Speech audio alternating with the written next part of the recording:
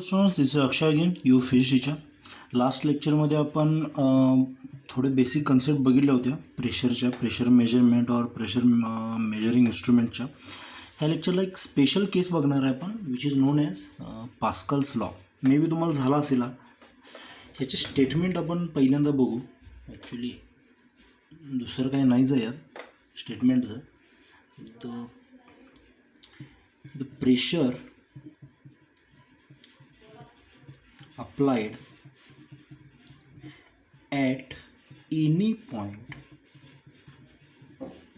of an enclosed, हे खूप important आहे बरं का. एनक्लोज्ड हा वर्ड सांगतो मी काय. Fluid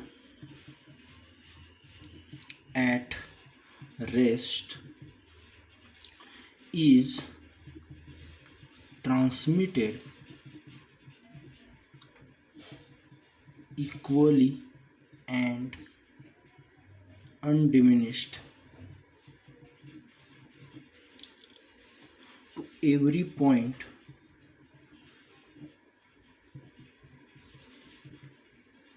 of the fluid. Okay, अजून आहे पुढं डेफिनेशन, पण ही एवढीच इम्पॉर्टंट आहे.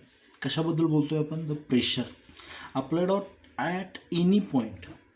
समजा एखादा कंटेनर असेल, असा कंटेनरचे जे वॉल असतात, वॉल दोन टाईपचे असतात, रिजिड असतात किंवा सेमी रिजिड असतात. समजा ही रिजिड वॉल आहे, ह्याच्यामध्ये असे एअर मॉलिक्युल्स आहेत, आणि तुम्ही कुठंतरी एका बाजूनं काय दिलं, प्रेशर दिलं, तर हे फक्त समोरून ट्रान्समिट होत नाही. Pressure is a scalar quantity which acts in all direction, it has no specific direction. जे तुम्ही प्रेशर इथं दिलं ते इक्वली सगळीकडं ट्रान्समिट होतं. किंवा समजा ऑलरेडी ह्यात प्रेशर होतं आणि कुठंतरी एका बाजूला तुम्ही प्रेशर चेंज केलं, म्हणजे ह्या पूर्ण कंटेनरमध्ये 10 बार प्रेशर होतं. तुम्ही इथल्या कुठल्या तरी एका पॉईंटला 9 बारचं प्रेशर तयार केलं. ओके, म्हणजे 1 बारनं प्रेशर काय केलं, तुम्ही कमी केलं, तर ते जो रिड्यूस झालेला इफेक्ट आहे तो सगळीकडे इक्वली काय होतं, ट्रान्समिट होतो. समजतं? सो द प्रेशर चेंज किंवा pressure applied at any point in an, हे कशाबद्दल आहे, जेव्हा कसं असेल, एनक्लोज्ड असेल, म्हणजे त्याला कंटेनरच्या वॉल्स असतील त्यावेळेलाच हे पॉसिबल आहे. नाहीतर तुम्ही इकडं पाईप घेतली आहे समजा, आणि इकडं जस्ट एक टोपण लावले, आणि ह्याच्यात इकडून पाणी, हे सगळं उडून जाणार ना. इकडून सगळं कसं पाहिजे, एनक्लोज्ड पाहिजे. जे प्रेशर तुम्ही हे कराल ते अनडिमिनिशली काय होईल, ट्रान्सफर होईल. ओके, त्यामुळे तुम्ही ह्याला असं म्हणू शकता की pressure change is transmitted equally in all points. किंवा इथं जे प्रेशर आहे तेच सगळीकडं काय होतं, तेच सगळीकडं पॉईंट असतं. Pressure at a point is equal to the pressure in all directions. असं जाऊन तुम्ही काय म्हणू शकता, पास्कल्स लॉ म्हणू शकता. This is only applicable for when the fluid is at rest and it is enclosed. Okay, म्हणून ह्याला आपण कशात घेतो, हायड्रोस्टॅटिक्समध्ये, because the fluid is in rest. कळतं? ह्याचं मी जेव्हा तुम्हाला एक्झाम्पल घेईन त्याच वेळी जास्त क्लिअर होणार आहे. ओके, सो याचं सगळ्यात भारी जे एक्झाम्पल आहे ते आहे हायड्रॉलिक लिफ्ट.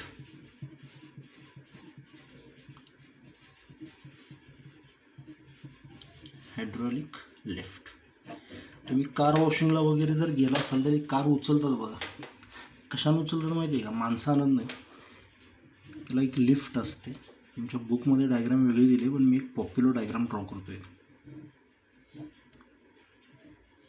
इथे एक पिस्टन आहे, इथे एक पिस्टन आहे, आणि पूर्ण फ्लुइड ह्याच्यामध्ये एनक्लोज्ड आहे, म्हणजे दोन्ही सेम लेवल आले व्यवस्थित सगळं. तर इकडून काय केलं, तुम्ही फोर्स लावला काहीतरी, इकडून जो फोर्स लावला आहे त्याला काय म्हणतो मी, F1 म्हणतो. आणि ह्या पिस्टनचा जो एरिया आहे त्याला काय म्हणतो मी, A1. जिथून तुम्ही गाडीला वर उचलणार आहे, ही गाडी आहे समजा तुमची, डब्बा, कार काहीतरी, ह्या गाडीचं काहीतरी वेट असेल, त्या वेटला काय म्हणतो मी, फोर्स 2. कारण वेट म्हणजे काय, फोर्स असतो ना ऑब्व्हियसली. आणि हे ज्या एरियावर उचलायचं आहे त्याला काय म्हणतो मी, A2. तर एनक्लोज्डमध्ये इथं जर तुम्ही फोर्स दिला तर इथं काहीतरी प्रेशर चेंज होणार, म्हणजे इथलं प्रेशर आपण फाइंड आउट करू. This is F1 upon A1. Force is equal, pressure is equal to force upon area. आणि हेच प्रेशर कशाचे इक्वल असणार, F2 upon A2. This is known as the mathematical expression for this whole Pascal. कळतं. आणि हे असंच नाही बरं का, एवढ्याला जो लागतं. समजा मी काय केलं, एक डिझाईन तयार केलं समजा असं, इथे एक पिस्टन आहे, इथे एक पिस्टन आहे, इथे एक पिस्टन आहे, ह्याचा एरिया A1, ह्याचा एरिया A2, ह्याचा एरिया A3. ओके, इकडून समजा फोर्स F1 आहे, इकडून F2 आहे, इकडून F3 आहे. तर हे ह्यांनासुद्धा ॲप्लिकेबल होतं. दोन दोनचे पेअर बनवा तुम्ही. म्हणजे कशा F1/A1 is equal to F2/A2 is equal to F3/A3. समजतं. समजा तुम्ही दोन्हीकडून इकडून दाबला, ओके, तर ते दोन्ही प्रेशर मिळून ह्याला बाहेर ढकलते. हे ह्याप्रमाणे तुम्ही करू शकता. किंवा एकाला जर दाबला तर त्याप्रमाणे इथंसुद्धा तेवढंच प्रेशर, इथंसुद्धा तेवढंच प्रेशर. Pressure is same. इथं जर प्रेशर दिलं तुम्ही काय, तर ते इथं पण तेवढंच लागतं, इथं पण तेवढंच लागतं. Okay, I am talking about displacing only one piston. If I try to displace both of the pistons, then both the pressures will be accounted for displacement of this piston. इथे लक्षात. हे बघू आपण एक्झाम्पल्स वगैरे. फक्त hydraulic lift वगैरे ह्या लक्षात ठेवा गोष्टी तुम्ही. अजून एक तुमच्या गाडीमध्ये जे हायड्रॉलिक ब्रेक वगैरे असतात, second most important is application सांगतोय मी याची. Hydraulic breaks.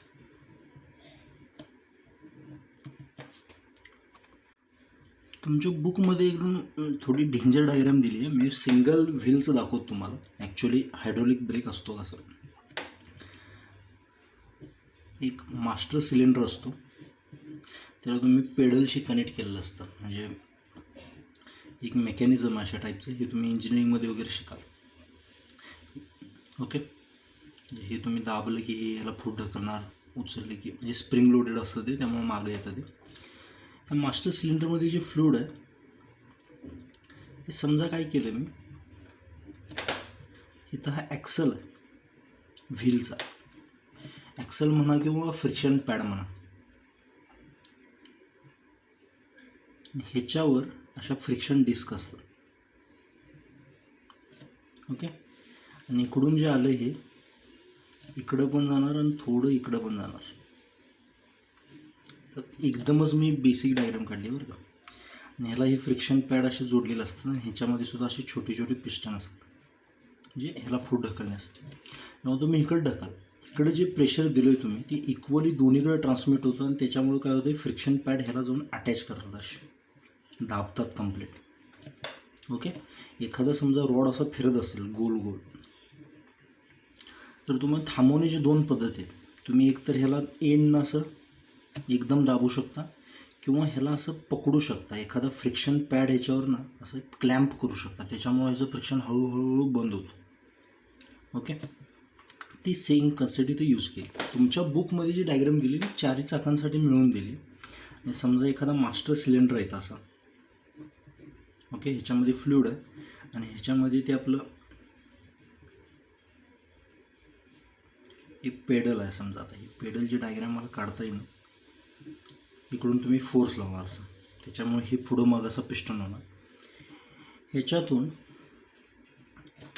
इथं चारी चाकांचे 4 सिलेंडर्स आणि चारींना हे जाणार.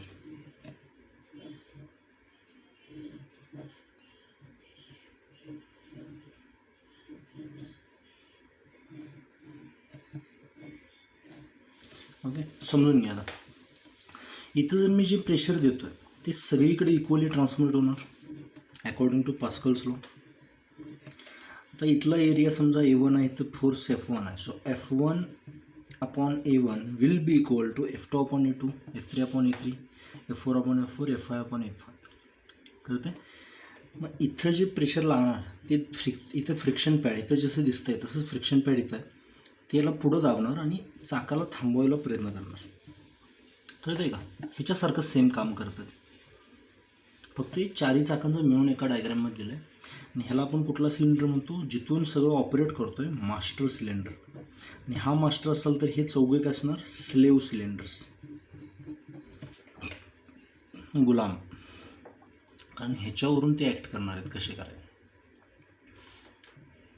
ओके, सो ह्याच्यामध्ये हे तुम्ही हे शिकाल आतलं वर्किंग वगैरे इंजिनिअरिंगला गेल्यावर आत्ता सांगण्यात काही पॉईंट नाही, कारण फ्रिक्शन बेरिंग वगैरे हे जे फ्लुइड्स वगैरे असतात, हे ब्रेकिंग फ्लुइड्स म्हणतात त्यांना, हे कधी कधी फ्रिक्शन पॅड नसेल तर फ्लुइडनं सुद्धा थांबवलं जातं. आणि आत्तापुरतं ही डायग्राम फक्त रोटून घ्या. लॉजिक ह्याच्या मागं काय आहे, मास्टरमध्ये जे प्रेशर तयार होईल तेच इक्वली आणि अनडिमिनिश्ड सगळीकडं ट्रान्सफर होईल. That is nothing but the Pascal's law. Okay, आपल्याला मॅथमॅटिकल एक्सप्रेशन जास्त इम्पॉर्टंट आहे. ही तुम्ही हायर कन्सेप्ट्समध्ये शिकाल कुठंतरी इंजिनिअरिंगमध्ये. ठीक आहे, आपल्या बुकमधली जी केस घेऊ आपण ॲज अ क्वेश्चन म्हणून. This is something called conjugate system of pistons, braking pistons or something. ह्याच्यामध्ये सगळीकडे काय आहे, फ्लुइड्स आहे. ओके, फ्लुइड आहे सगळीकडं. तुम्ही काय केलं, इकडून फोर्स लावला F आणि ह्या सगळ्या पिस्टनची एरिया दिली. So you need to find F1, F2 and F3. हे तिघांच्या व्हॅल्यूज तुम्हाला काय करायचे, फाइंड आउट करायचे. तर कशा कराल, you will solve this by using Pascal's law. Pascal law काय म्हणतो, इथं जे प्रेशर तयार होईल ह्या केसमध्ये, इथं जे ते सगळीकडे इक्वली ट्रान्समिट होईल. समजतं. सो इथं प्रेशर किती तयार झालं, F/E. करेक्ट आहे. तेच इथं पण ट्रान्समिट होणार. इथलं प्रेशर किती असणार, F1/2A. तेच इथं पण ट्रान्समिट होणार, F3/3A. तेच इथं पण दिस इज F2. तेच इथं पण ट्रान्समिट होणार, F3/A/2. कळतं का, सगळीकडे प्रेशर इक्वल. भले फोर्स वेगळे असतील, एरिया वेगळे असतील, पण प्रेशर सगळीकडे काय इक्वल. मग ह्या दोघांची जर जोडी आपण सॉल्व केली, हे एचं किती झालं 2A, त्यामुळे Fचं किती होणार 2F. So F1 is equal to 2F. Correct. एचं किती झालं 3A, सो Fचं किती होणार 3F. So this is 3F. कळतं. एचं हाफ झालं त्यामुळे Fचं पण काय होणार, हाफ होणार. So these are your answers. हे लक्षात ठेवा, एकदम बेसिक होतं, फक्त यात लॉजिक काय लक्षात ठेवायचं, सगळीकडे प्रेशर इक्वली ट्रान्समिट झाले, त्यामुळे या सगळ्यांना आपण इक्वेट करू शकलो. ओके, हायड्रोलिक लिफ्टवर जे क्वेश्चन्स येतात ते एकदम बेसिक येतात, पण मला हा जरा चांगला सापडला. To lift a car weighing 2000 kgs, what must be the input force for a combination of pistons of areas 30 cm², 1500 cm². इथं तुम्हाला डायग्रॅम दिलेलं नाही किंवा काही नाही सांगितलेलं, तुम्हाला स्वतःचा डिझाईन डिसिजन घ्यायचा आहे. त्यामुळं हा क्वेश्चन मला आवडला. समजून घ्या, मी दोन प्रकारचे काय करतो, केसेस इथं ड्रॉ करतो किंवा एकाच डायग्रॅममध्ये आपण दोन्ही केसेस फाइंड आउट करू. आता एक तर पक्का आहे की आपण छोट्याला 30 cm² म्हणू आणि मोठ्याला 1500 cm² म्हणू, कारण ऑब्वियस आहे ते, बट ऑब्वियस. आता प्रश्न हा येतो की कार लहान पिस्टनवरून उचलायची की मोठ्या पिस्टनवरून उचलायची. ओके, ऑब्वियस आहे की मोठ्या पिस्टनवरून उचलायची, पण हे तुम्हाला कसं माहिती होणार, पास्कल्स लॉ काय सांगतो, इथलं प्रेशर इज इक्वल टू इथलं प्रेशर, त्यामुळं F1/A1 is equal to F2/A2. समजा हा तुमचा इनपुट फोर्स आहे, this is what your input force. So the input force is equal to F1 will be F2 into A1/A2. कळतं. आता जर तुम्हाला F1 कमी पाहिजे असेल, हे तुमचं फिक्स आहे, समजा काहीतरी 1 टन वगैरे उचलायचं आहे तुम्हाला, ठीक आहे. जर तुम्हाला F1 हा खूप लहान, कारण तुम्हाला इनपुट खूप लहान, एकदम कमी फोर्समध्ये जास्त उचलायचं आहे ना, त्यामुळे हा जर एकदम कमी हवा असेल तर ह्याचं कॉम्बिनेशन असं काहीतरी पाहिजे जेणेकरून हा एकदम कमी झाला पाहिजे. मग हा कमी करण्याचं मेथड काय, एक तर ह्याला वाढवा, इन्क्रीज A2 और डिक्रीज A1 किंवा दोन्ही करा. सो वी कॅन से A1ला कमी केला आणि A2ला वाढवलं, कळते का. हे कमी झालं म्हणजे ऑब्वियसली F1 कमी होणार, आणि प्लस ह्याला वाढवलं की अजून कमी होणार. त्यामुळं A1 जो दिसतोय तुम्हाला, म्हणजे F1 अशा जागेला अप्लाय करायचा ज्याचा पिस्टन काय एरिया कमी आहे, दुसरा पिस्टन एरिया काय होणार जास्त होणार. इथे हे कॉम्बिनेशन लक्षात आलं तुम्हाला. तुम्ही इथून जर अप्लाय करायला लागला तर इथला एरिया जो आहे तो जास्त होणार आणि पलीकडचा एरिया कमी, त्यामुळे जो तुम्हाला फोर्स लावणार तो भयंकर. म्हणजे समजा तुम्हाला 1 टन उचलायचं असतं तर तुम्हाला इथं 5 टनाचा फोर्स लावावा लागणार, मशीनचा काही उपयोग नाही. त्यामुळे तुम्हाला जिथं फोर्स लावायचा आहे तिथलं पिस्टन एकदम लहान पाहिजे आणि बाजूचं प्रेशर ह्याच्यापेक्षा खूप मोठं पाहिजे. समजतंय? त्यामुळे हा जो फोर्स आहे हा कुठला फोर्स आहे? इनपुट. आणि हा कुठला आहे? आउटपुट. मग इनपुट आपल्याला विचारला आहे, आउटपुट किती दिला आहे? 2000 kg दिला आहे. याला न्यूटन करण्यासाठी अजून एक 0 लावा. Okay, I have taken G is equal to 10 आणि हे सेंटीमीटर स्क्वेअरमध्ये दिलं आहे. तुम्हाला सांगतो ह्याला काही कन्वर्ट वगैरे करायची काही गरज नाही. So according to the Pascal's law, F1 upon A1 is equal to F2 upon A2, isn't it? So F1 किती आहे काढायचं आपल्याला, A1 किती आहे 30 सेंटीमीटर स्क्वेअर, ह्याला कन्वर्ट नका करत बसू. F2 किती आहे 2000 आणि वर एक 0 अपॉन A2 किती आहे 1500. आता इथं पण सेंटीमीटर स्क्वेअर आहे, इथं पण सेंटीमीटर स्क्वेअर आहे. त्यामुळे ह्यांना तुम्ही जे कन्व्हर्जन फॅक्टर जे लावणार असाल ते कॅन्सल होऊन जातील, त्यामुळे कन्वर्ट करायची काही गरज नाही.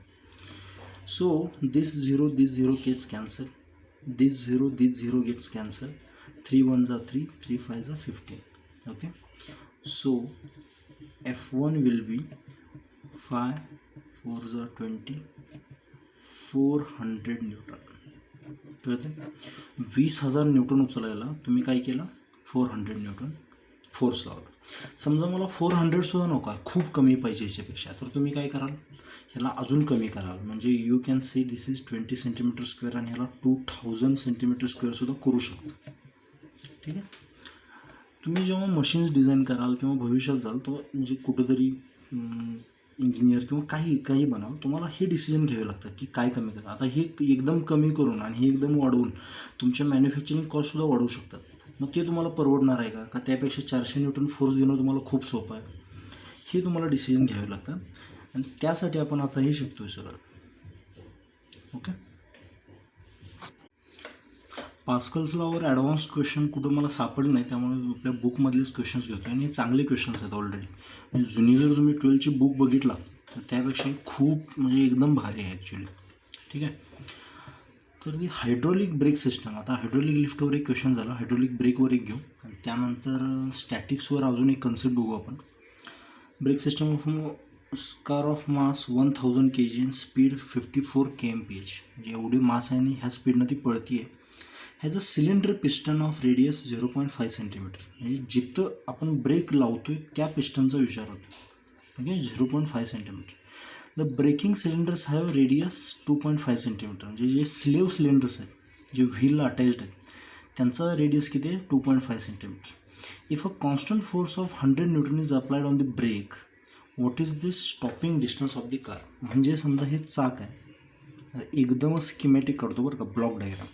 आणि ह्या चाकाला तुम्ही जी ब्रेकिंग सिस्टम लावली, इथला जो पिस्टन आहे तो किती आहे 2.5 रेडियस आहे सेंटीमीटर. आणि ह्याला जे फ्लूइड येणार आहे एका मास्टर सिलेंडरमधून, इथं जो तुम्ही ब्रेक लावताय तो 100 न्यूटनचा फोर्स लावताय या ब्रेकिंग सिस्टमवर ढकलण्यासाठी. आणि इथलं जे रेडियस आहे तो किती आहे 0.5 सेंटीमीटर. ओके, म्हणजे जिथून फोर्स लावला तिथला रेडियस कमी आहे, जिथं लागतो आहे तिथला रेडियस जास्त आहे.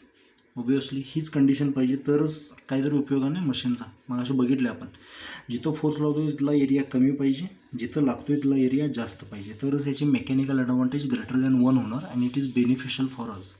ओके, जिथला एरिया दिला आहे, जिथला रेडियस दिला आहे, तुम्ही एरिया काढू शकता.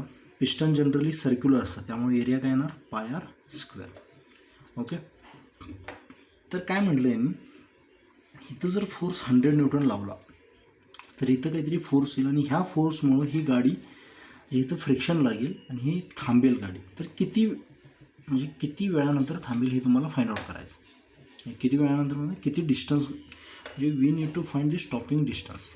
ओके, तर इथं किती फोर्स लागेल ते तरी फाइंड आउट करूया अगोदर आपण. ओके, इथं जर 100 लावला असेल, so according to Pascal's law, पहिला पार्ट यातला काय कराल, F1 upon A1 is equal to F2 upon A2. कारण 2 सिलेंडरबद्दल बोलतो आहे फक्त आपण. सो F1 म्हणजे किती दिलं आहे 100 न्यूटन. आणि A1 जो आहे ओके, किंवा मी काय करतो याला F1 is equal to F2 A1 upon A2 असं करतो. ठीक आहे. तर लक्ष द्या, तुम्ही दोन्हीसुद्धा सिलेंडरचा एरिया काढताना हा फॉर्म्युला यूज करणार आहे. आणि ह्याच्यामध्ये पाय दोन्हीकडे असणार, त्यामुळे पाय कॅन्सल होऊन जाणार, बरोबर का. A1 अपॉन A2 करताना तुम्ही पाय R1 square upon pi R2 square असंच करणार आहे ना. ओके, सो हे पाय कॅन्सल होणार आहे, स्क्वेअर स्क्वेअर कॅन्सल होत नाही. ठीक आहे ना. So this will B R1 upon R2. He trick आहे बरं का, लक्षात ठेवायची. सो R1 किती दिला आहे 2.5 सेंटीमीटर. मग सेंटीमीटरला मीटर वर पण करावं लागेल, खाली पण करावं लागेल, त्यामुळे त्याला तसंच ठेवा, किंवा ह्याला 25 करा. ओके, जे काय कन्वर्जन करायचं इथले इथंच करा 25, कारण रेशोज आहे त्यामुळे एकमेकाशी कॅन्सल होऊन जाणार. आणि ह्याला 25 केलं तर ह्याला किती करावं लागणार 5चा स्क्वेअर. कळतं आहे. So A1 upon A2 will be equal to 25 upon 5चा स्क्वेअर. ह्याचा रेशो भेटला आपल्याला. एरिया 25 आहे का, नाही, फक्त रेशोमध्ये असं लिहिलं आहे त्यामुळे इथे येणार. So F1 will B F2 किती आहे, माय मिस्टेक. बरं ठीक आहे, आपण ह्याला F2 घेऊ आणि ह्याला F1 घेऊ. ठीक आहे. सो F1 आपल्याला फाइंड आउट करायचं. F2 किती आहे 100. ओके, F2 100 आहे, तर A2साठी काय येणार 5 येणार. कळतं आहे. A2साठी किती येणार, म्हणजे इथं किती येणार, हे A2 अपॉन A1 येणार. F1 F2 इथं जर मी 1 मिनिट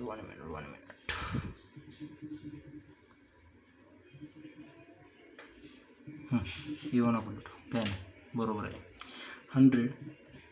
तर F2 जर हा पकडला तर A2 किती पकडावं लागेल मला 5, म्हणजे हे करेक्ट आहे A1 upon A2. So this will be 25 upon 5चा स्क्वेअर. कळतं आहे. So in this case F1 will be 100. ही 25 100 न्यूटन. तुम्ही फक्त 100 लावून किती मिळालं तुम्हाला 2500 भेटला.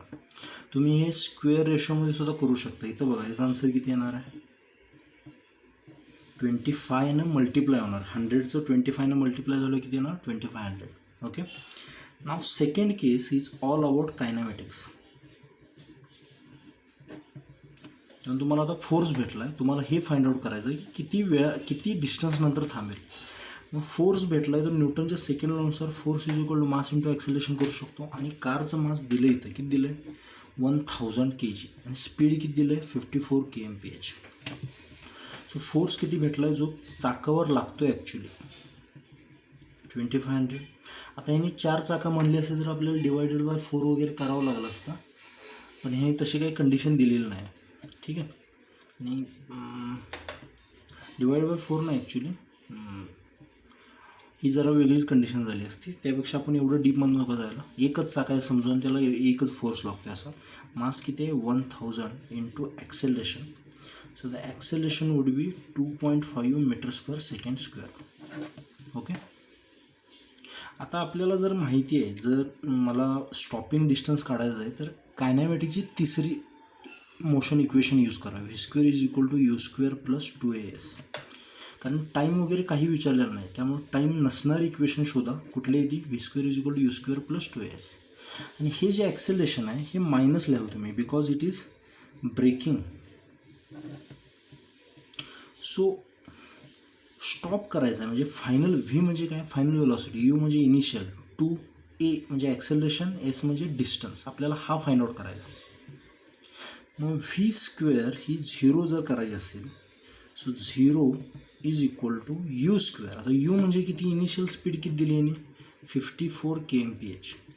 हे डायरेक्ट पुट नाही करायचे आहेत because it is kmph. kmph metre per सेकंडमध्ये कन्वर्ट करताना 5/18 मल्टिप्लाय करतो आपण. सो 18 1 जा 18, 18 3 जा 54. So this will be 15 meters per second. कारण सगळं आपल्याला मीटर पर सेकंडमध्ये वगैरे आलं. kmph इथं कुठेही यूज करू शकत नाही सर. So 15 square plus 2. आता ॲक्सेलरेशन पुट करताना किती कराल -2.5 into S. Okay, so this will B 0 to 25. आता हे मायनस इथे घेऊ शकतो का मी -2 into 2.5 is 5 into S. Okay, so this will be S will be 225 upon 5, that is 45 meters. किती वेळानंतर थांबेल ती 45 meters. तुमच्या बुकमध्ये जे घेतलं आहे ते 50 kmph घेतलं आहे, त्यामुळे आन्सर जे आलं आहे ते 40पर्यंत आले आहे अप्रॉक्सिमेटली. मी सोपं वेळ करून घेतलं, याला 54 केलं कारण 80 डिव्हिजिबल आहे. समजतं? हे लक्षात ठेवा, अशा टाईपचे थोडे कन्सेप्ट मिक्स असणारे सुद्धा क्वेश्चन्स येऊ शकतात, त्यामुळे you should be ready for them. एक छोटीशी कन्सेप्ट आहे हायड्रोस्टॅटिकची, जी मे बी तुम्ही 8th क्लासमध्ये शिकला असाल. मी खूप डीप घेणार नाही, त्यातले मी बेसिक पॉईंट्स घेतो. तुम्हाला बायोन्सीचा अर्थ माहीत असेल, बायोन्सी किंवा आर्किमेडीज प्रिन्सिपल. ओके, ती जे डेफिनेशन जर तुम्हाला लक्षात नसेल तर त्याची काही उपयोग नाही, म्हणजे डेफिनेशनचा. त्या लॉजिक काय आहे, जर समजा फॉर एक्झाम्पल एक टँक आहे आणि त्या टँकमध्ये वॉटर आहे. वॉटरमध्ये एकाच बाजूला मी एक स्टोन थ्रो केला, म्हणजे सोडला. एक इथं मोकळी बॉटल आहे, एम्प्टी बॉटल, आणि इकडे फिल्ड बॉटल. ठीक आहे, तर काय काय होईल, ऑब्वियसला स्टोन खाली जाऊन तळाशी बसेल कुठेतरी. एम्प्टी बॉटल जी आहे ती वर कुठेतरी तरंगत बसेल अशी. फिल्ड बॉटल जी आहे ती आत जाऊन कुठेतरी आपला एक छोटासा इक्विलिब्रियम स्टेबल करेल. ठीक आहे, म्हणजे this is called floating, this is called sinking, and this is called submerging, किंवा ह्याला तुम्ही म्हणू शकता स्टेबल किंवा सबमर्ज म्हणायला. याचं काही एवढं हे नाही. तर ह्या केसमध्ये ह्याच्यावर असा काहीतरी फोर्स लावला आहे अपवर्ड, जो ह्याच्या वेटला काय करतो, बॅलन्स करतो, आणि त्या फोर्सला काय म्हणतो आपण, बायोन्सी फोर्स. ह्या केसमध्ये ह्याच्या वेटला तो बायोन्सी फोर्स म्हणजे ओव्हर नाही करू शकला, त्यामुळे हे काय झाली, सिंक झाली. आणि इथं काय झालं, इथं पण बायोन्सी फोर्स आणि तो इक्वल आहे, आणि तुम्ही याला कुठेही डिस्प्लेस केलं ते जाऊन व्यवस्थित ते थांबणार आहे. इथं जर डिस्प्लेस केलं तर ती SHMमध्ये येणार. कळते? हा न्यूट्रल इक्विलिब्रियम आहे आणि हा कुठला, स्टेबल इक्विलिब्रियम. कळते? तर हे मे बी तुम्हाला 8th क्लासमध्ये झालं असेल.